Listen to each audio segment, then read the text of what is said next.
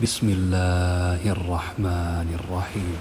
শুরু করছি আল্লাহর নামে, যিনি পরম করুণাময়, অতি দয়ালু।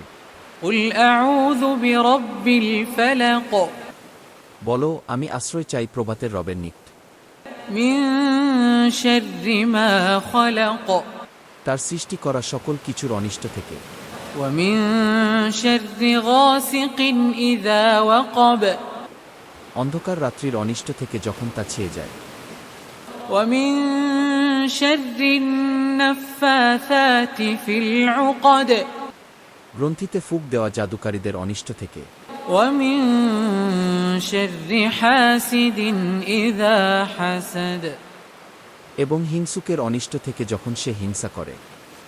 ফাজিলত ও গুরুত্ব। এই সূরাটি মন্দ জিন, শয়তান, বদনজর, জাদু এবং সব ধরনের অনিষ্ট থেকে রক্ষা পাওয়ার জন্য পড়া হয়।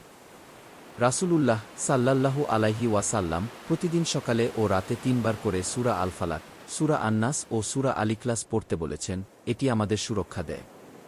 এটি নিয়মিত পাঠ করলে আল্লাহর রহমত ও নিরাপত্তা লাভ করা যায়।